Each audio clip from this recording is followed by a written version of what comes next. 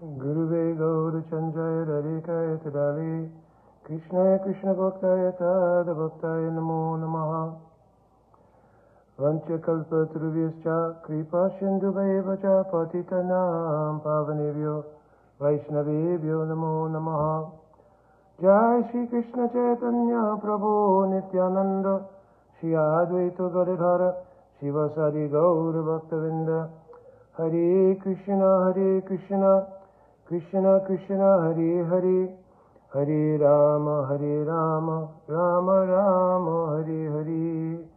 My Dandavat Pranam devotees, Dandavat Sadhana Siddha Prabhu. So this particular session here is called short answers to long questions. And that's because many of the subject matters have been dealt with already. I thought there's one subject matter which a question came in on, which I have spoken on in the past, but obviously have not gone into some detail because of the nature of whether there's adhikar appropriateness in doing so. So the first question I've answered many times, and many devotees have answered many times, and that is there any possibility that the jivas under any circumstance can fall from the spiritual world? Can it be the desire of Krishna? I'm just paraphrasing the question. Can it be the desire of Krishna for the jivas to come here?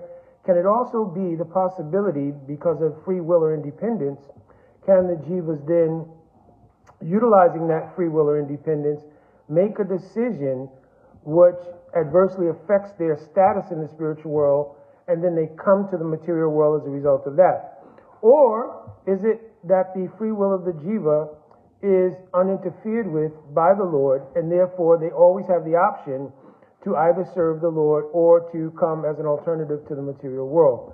So all three of those particular suggestions don't find any footing in Sastra. Sometimes devotees may take certain statements of the Acharya and try to repurpose them or get a better understanding of them without the process of true understanding in our line, which is Guru, Sadhu, and Sastra. If you don't vet your understanding through those three channels, it's very likely that you can come out with a misunderstanding of something.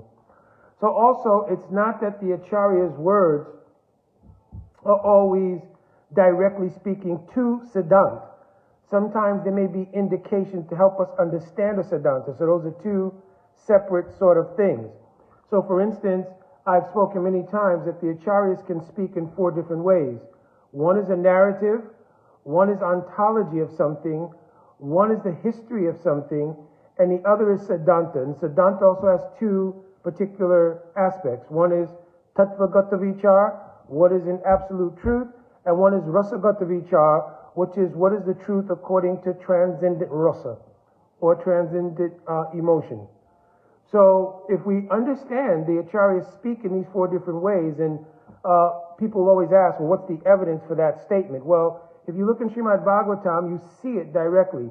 Narada Muni spoke a narrative to Maharaj Prachinabhati in discussing the person Puranjan. There is no historical person, Puranjana, and in Sanskrit they refer to Purajana, a person with a city. Pura means a city, Jana, a person who has a city, and then he describes this person as a city composed of 9 gates. City here, C-I-T-Y, of 9 gates, meaning the senses and so forth and so on.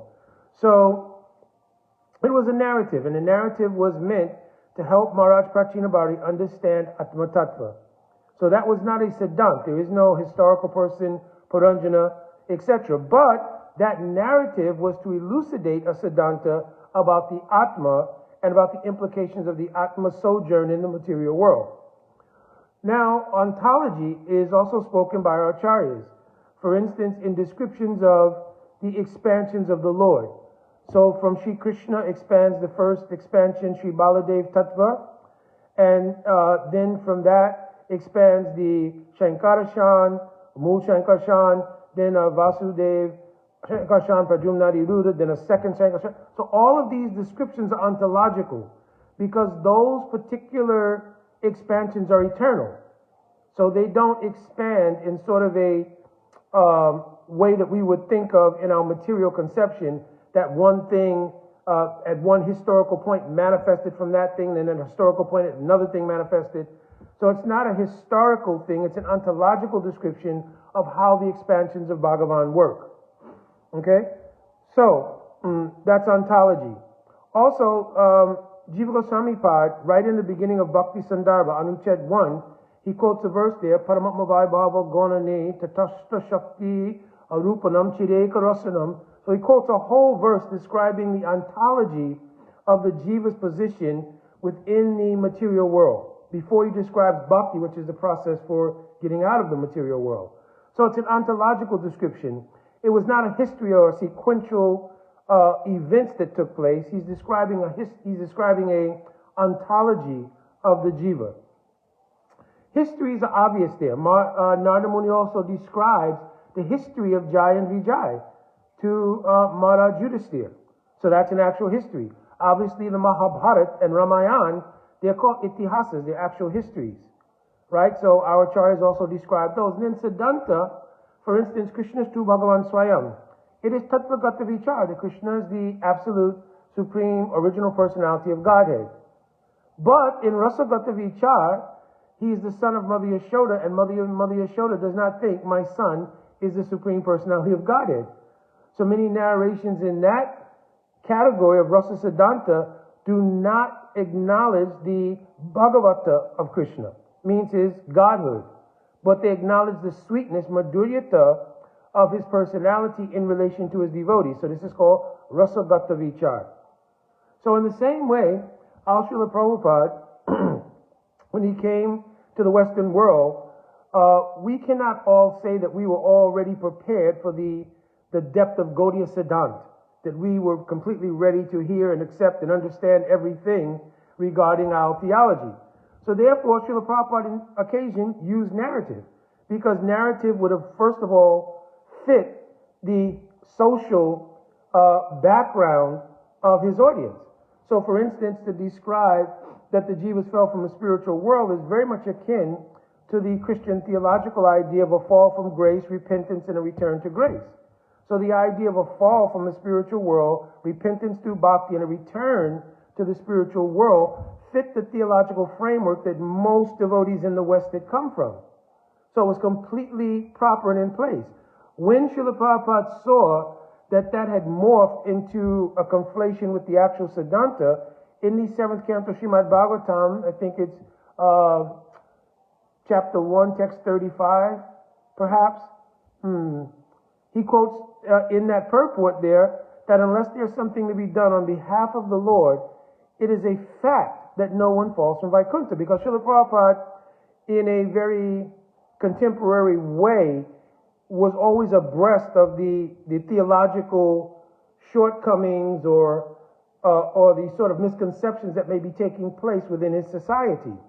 So he addressed them in many ways, just like in the very early days, the idea of the understanding Shakshad Hari Tvena Samashta Shastriya, that Shastra says the Guru is same as Bhagavan.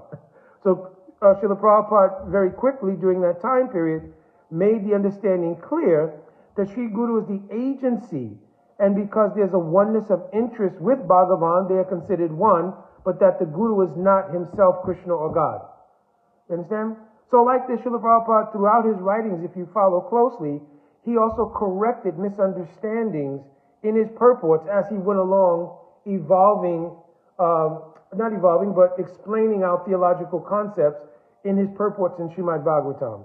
So there and in other places, Srila Prabhupada makes it clear that the jivas do not actually fall from the spiritual world. I have unlimited quotes from Srila Prabhupada's books to that effect. He clearly describes Nitya Siddhas and those who are Nitya Bada or Nadi Bada jivas, etc. In Bhagavad Gita, it also mentions there, Doimo Purusho Loke, Kshara Akshara Evacha. So there's many places where Srila Prabhupada has confirmed with Sadhu and Sastra that the jivas do not fall from the spiritual world. Of course, that was codified due to a kind of misunderstanding, and also in some cases a sort of, for lack of a better word, really an attempt to separate our ISKCON society from Gaudiya Math and from the history and traditions of our Gaudiya line.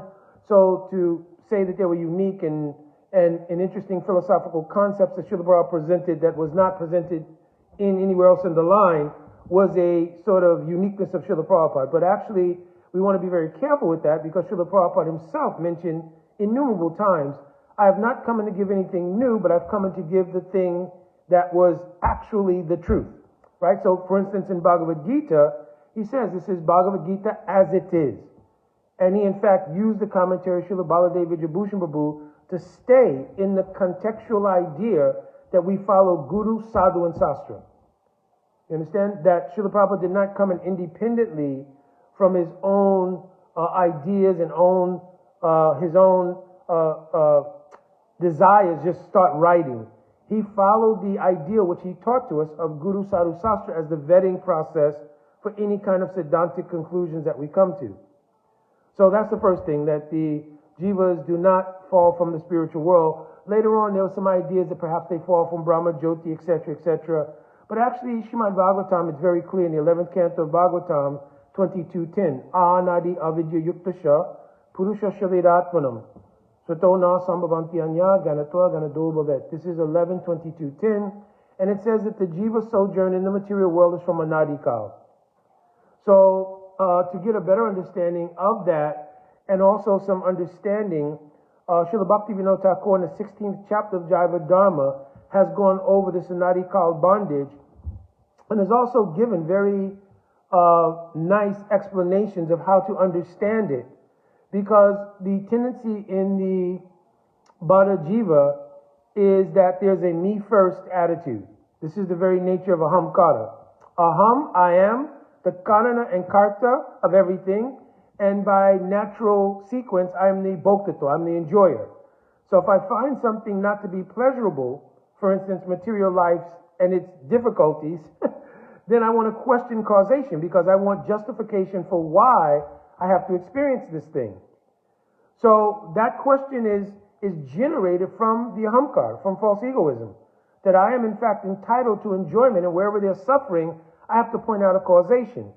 So now, understanding the laws of karma, I can point out causation when I suffer from something. I could look back and say, okay, it was my karma. But when we talk about the original genesis of the jiva in the material world, we do the same thing. We go back and we look at causation and try to find, well, I must have done something, right? So in order to satisfy that need for causation and to keep the devotees from going off the rails in terms of philosophical speculation on that, Srila Prabhupada's narrative in the beginning was very much aligned with our Judeo-Christian theology, that we did in fact commit some kind of original sin of misuse of free will and come to the material world, etc., etc. That was an apt and suitable narrative. Then later on, to give the clarifications of all of those things, that actually the jiva is a nadikal bound or nadibada, right? Then Jiva Goswami has explained, which is why it is important to do Guru, Sadhu, and Sastra. So Jiva Goswami has explained in Tattva Sandarbha what the word Anadi means. It means something that has no beginning, but it does have an end. Because also it's mentioned, Dasabhuti Harieva Nanyasheva Kadachana. The jivas cannot be perpetually in material existence because their very nature is that they are das of Krishna. Just like Mahaprabhu answered to Sanatana Goswami when he asked, Ke amai, Keni amai, Jare Tapatrai. Who am I and why am I suffering? He mentioned that you are Jivera Sarup Hoya Krishna Nitya Das, Jivera Tatasta Shakti, Ved Abed Prakash. So in this way, Mahaprabhu made the understanding that we are Nitya Siddha Das of Krishna. Therefore, there's no prospect to be in perpetuity various karmic material iterations forever. So Jiva Goswami described that the word Anadi Bhada, which sometimes is also synonym is Nitya Bhada, but actually it's not Nitya, it's not eternal, but it means Anadi Bhada, that their genesis in the material world had no beginning, but it does have an end. And at the time that the Jiva turns from the influence of the Maya Shakti, the Avidya Shakti, the external energy, and by the grace of the influence of Guru Sadhu, they turn towards Bhagavan, that is Ananta. So Jiva Goswami went over Anadi, Ananta, Nitya, and Anitya, 4 concepts. For our purposes here, Ananta and Anadi are 2 important concepts. One is that our sojourn in Bhakti is Ananta. Nihabra Shosti Prachvayo na Vidyate. Once you've taken to the process of Bhakti without committing any aparad, which could check it, then whatever progress you have made, that is permanent. And it will be picked up in the next life if it is not completed in this life. So therefore, the process of Bhakti and the unfoldment back to our real nature of being, and I say back in a ontological sense, because the very nature of the jiva is that they're das of Krishna. So it's an ontological statement to say a return to or to go back to, just as our Srila Prabhupada used the term back to Godhead. It's an ontological statement. It is not a historical one, right? Because Srila Prabhupada in many of his places, like in Krishna book in chapter 28, Srila Prabhupada describes that when the jivas become perfected, they will go to the abode of Krishna where they will meet Krishna for the first time. So therefore, that kind of ruins the narrative that I was with Krishna and had a relationship and fell down. Not to mention, Jiva Goswami is also, and Rupa Goswami part of mention in describing what is prem, Savatta Donksarahitam Yarapi Donksakarane, that prem cannot be broken under any circumstances. So if love of God has been developed, it cannot be broken. So then many devotees point out statements of Srila Prabhupada saying, yes, but if you again want to enjoy material energy, you'll fall down again. Srila Prabhupada is also responsible to grow in a continuum the consciousness of his disciples. So if the disciple, to even ask such a question, well, suppose I go to the spiritual world, but then I decide to enjoy again. Right? So it means there has not been a digestion that the attainment of pure prem is so all-inclusively self-satisfying that would not come. If you've not grasped that yet, then Srila Prabhupada has to give a warning. Yes, if you misuse your free will again you'll fall. Right? Because it's apropos to the adhikar and understanding of that devotee. If Srila Prabhupada would have said there's no chance to fall, and the devotee's adhikar is such that a question, well, would I be able to somehow or another skirt around having my free will to enjoy again and not fall? You understand? So it's an appropriate answer to the adhikar of that kind of question. Because if the devotee was of an adhikar that they understood that upon attainment, even though it's very clear that once one enters the abode of Krishna, tad dhamma, his own dham, then yat gat vartante, there's no possibility to come back to this world. But if you didn't grasp that and you'd ask such a question, then it means that perhaps the mentality is still there. Well, maybe I'll get to the spiritual world, but still want to enjoy the material world again. You understand? So then that question being answered by a cautionary idea that you can always fall would be apropos. You understand? So we should not think that we were so elevated that everything that Srila Prabhupada taught in his beginning of his Acharya Leela and the establishment of our movement had to be of the highest Siddhantic order for us. Because that's declaring we were of the highest standard of adhikar to understand all Siddhantic conclusions of Gaudiya Vaishnavism.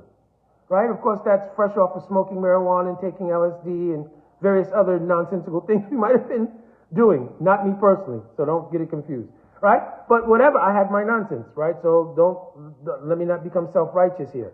But the point being that the vast majority of persons coming from the material conception of life, even if they had some previous bhakti samskars, were really drenched in the period that was there when Srila Prabhupada arrived, and that was predominated by drugs, sex, and alcohol, etc. Whatever. So it wasn't that we were of a caliber of adhikar that Srila Prabhupada could discuss all Gaudiya theology and it was instantaneously digested and understood.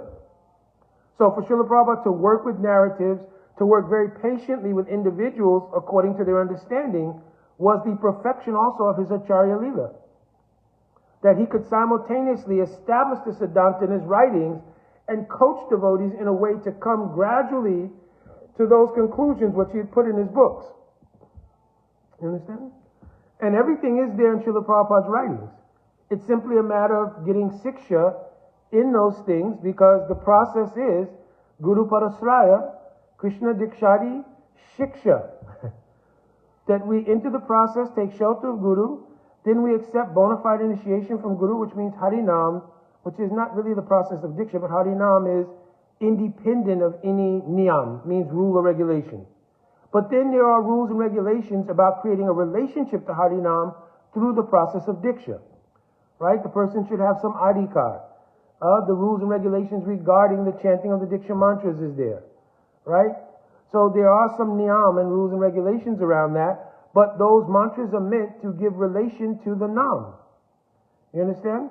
But then it says, Krishna Diksha, means we take Diksha of the Krishna mantras, then Siksha, we have to receive Siksha. Jiva Goswami is mentioned also in Tattva Dharma. Mantra Diksha Upadashrinam, we have to receive Upadash or Shiksha in the meanings, the dhyan, the rahasya of the mantras, so that we can develop a understanding of the mantras, a clear understanding. It is called Vidvad Rudi Diksha. To be situated clearly in the understanding of the mantras, and to understand the mantras to be non-different from the objective that the mantra is meant for. When those realizations come about, then the realization of the fact that Namachintamani Krishnas, Chaitanya Rasa Vigraha, Punasaro Nityamukto Abhinatom Namanamyo, that the Nam is non-different also from Radha and Krishna. Plus, the Visesambandha Gyan of the Jiva, the particular relationship that aspirant has with the Lord, that's also manifest in those mantras. You understand? So the process is always that there's an unfoldment in bhakti based on siksha. So Chaitanya Charitamrita, Srila Krishnadas Kaviraj Goswami has mentioned that the Diksha and Shiksha Guru are one and the same with different functions. Sometimes it is that the Diksha Guru actually is the Siksha Guru also. Sometimes the Diksha Guru is one person, the Siksha Guru becomes another person in our life and may even become more prominent. Srila Bhaktivinoda Thakur is the prime example of that. For instance, he took his Diksha from Bipin Bihari Goswami, but his prominent illumination was Jagannath Das Babaji Maharaj. So therefore, in one of his bhajans, he says, Shira Tiramanjari, Shri Rasamanjari. Rasamanjari is also Srila Jagannath Das Babaji Maharaj. So there in the bhajan, Paridasi Kori, he's mentioning, oh, when will I be in the association of Rati Manjari and Rasamanjari? You understand? So, my point here being, I didn't get to the other points, and I have other services to do, but that at least in this regard, in terms of the fall of the jiva, which we've gone over many times, so this is just a reiteration of that, but perhaps something with another degree of clarity around why there's an apparent, and I'll say apparent is a suitable word, contradiction. That Srila Prabhupada has said here that we do fall from the spiritual world, then in his books clearly says we do not fall from the spiritual world. And then you can see the morph, I don't say the morphing, but the progression of understanding among even the senior leadership of the society. That at one point, it was even so deeply embedded to prove this point of falling that a whole book was written and a whole attempt to codify this understanding was made. But now in maturation and in unfoldment, many of the senior leadership have understood according to sadhu and sastra. You understand? Not just what they've gleaned themselves from Srila Prabhupada. Because one's personal, I gave a video of this the other day, our personal understandings of Srila Prabhupada don't constitute absolute truth. You understand? It has to be vetted by sadhu and sastra. It's not that my personal understanding, oh, well, Srila Prabhupada said this is what it is, and this is Prabhupada. You understand? That's like saying that two persons who are in any kind of academic environment, they hear the professor and they glean two different things. And then one claims, no, this is the actual absolute teaching of the professor. You understand? As though the other person has no right or no privilege to what they understood. Now, that's why it's important to vet both understandings with sadhu and sastra. And that's why Srila Prabhupada gave that methodology for vetting everything. So now if you go back and you look in the sastra and you look at all the teachings of sadhus, you'll not find the idea of falling from the spiritual world. There's no acharyas in our line who have mentioned that. You understand? And I've already given the rationale and explanation of Srila Prabhupada's use of narrative to help us come to the understanding of our position within this material world. That we are all constitutionally the Das of Krishna. But we've lost that understanding due to the influence of Maya, and we're trying to regain that understanding. So couching a narrative that also is very much aligned with the Judeo-Christian backgrounds that many of us came from, that was very helpful. That was actually very helpful. Even though many people at the time of Srila Prabhupada's appearance had kind of moved away from Christianity and had kind of gone into a free-thinking mode of living, right? Still, that background was there, and that was the backdrop of the Western spiritual foundation. To utilize that gave people a backdrop to religious ideals in general, but now with this fresh and more deep understanding of it. You understand? So therefore there was some resonance with it and allowed devotees not to get stuck in trying to understand, for instance, what is anadi. You understand? If Srila Prabhupada said, yes, Jiva Goswami is mentioned, Tatasta Shakti Jivanam Jire Karasanam, Anadi Paramatatva Jnanam Samsaragaba, and he started quoting of the Sandarbha, Bhakti Sandarbha, and they were, what is anadi? Well, it's time without any beginning. We don't even have an experience of time without any beginning. We always trace everything back to a beginning. Scientists speculate on a beginning, right? Because we live under the influence of Kal Shakti, and in the material world, Kal Shakti means a past, a present, and a future. So we're living under that influence. So devotees would not have easily grasped the idea of something with no beginning. You understand? And therefore, they would not have been able to grasp the idea of being in a position where some suffering was experienced and there's no causation. You understand? So all of these, and I think I've gone over on another video, the whole idea that is elucidated by Srila Bhaktivinoda Thakur in the 16th chapter of Jaiva Dharma, wherein he gives the understanding that genuinely the jivas don't actually suffer because the jivas are transcendently situated. But the vicarious identification with matter and any karmic iteration they have is the cause of suffering.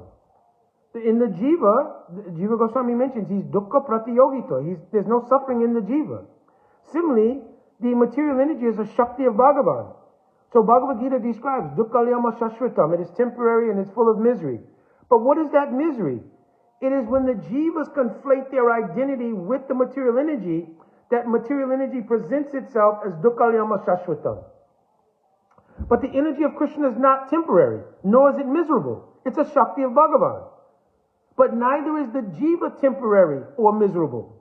But when you put them together under false understanding, the jiva experiences temporalness and misery.